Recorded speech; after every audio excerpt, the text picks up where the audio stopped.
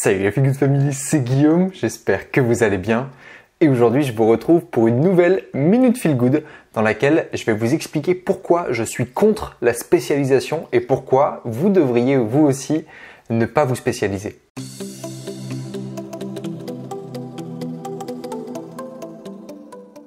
Premièrement, pour moi, se spécialiser, c'est se fermer. Parce que lorsque l'on rentre dans un champ d'expertise et que l'on se spécialise, on converge vers une spécialité. En fait, on est dans un système d'entonnoir. Au début, on avait l'ouverture à tous les champs possibles et petit à petit, on se recentre et on va chercher la spécialité. Et ceci, ça nous oblige finalement à nous fermer au reste et petit à petit, on perd l'objectivité qu'on pourrait avoir en étant suffisamment ouvert et suffisamment large dans ses champs de compétences. Alors quand je parle de spécialisation, ça s'applique à tous les domaines, c'est-à-dire que ça peut être une spécialisation sportive comme une spécialisation intellectuelle. Prenons pour l'exemple du mouvement un haltérophile.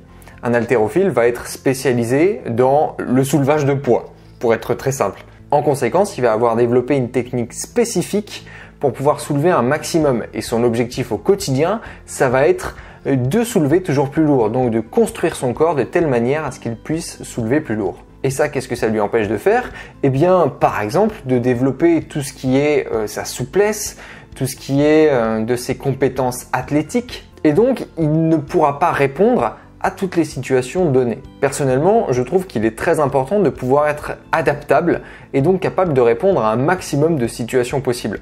Donc, en se spécialisant dans un champ d'expertise, on réduit ses possibles et donc sa capacité d'adaptation. Pour être bien compris, je vous propose qu'on prenne un exemple visuel. Prenons un repas. Quelle est la meilleure façon de manger? C'est de manger équilibré. Et pour être équilibré, il faut un petit peu de tout. Or, si on reprend cet exemple, la spécialisation, ce serait d'avoir une assiette de pâtes.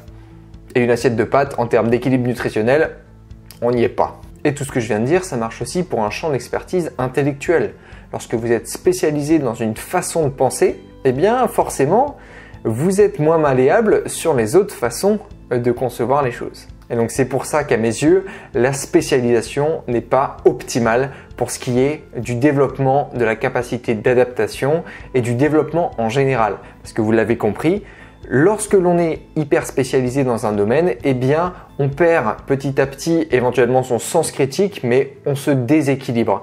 On se construit avec des forces extrêmes dans un domaine et des faiblesses extrêmes dans d'autres. Voilà Feel Good Family, j'espère que cette petite réflexion vous aura inspiré. Dites-moi dans les commentaires ce que vous en pensez. Je vous rappelle que c'est la Minute Feel Good, ça veut dire que je vous donne mon point de vue sur certaines choses. Je vous invite à faire de même dans les commentaires. Si la vidéo vous a plu, n'oubliez pas de mettre un gros pouce bleu en bas, vous savez que ça me fait plaisir. Si vous n'êtes pas abonné à la chaîne, c'est juste en bas. N'oubliez pas non plus la petite clochette pour être notifié quand une vidéo sort.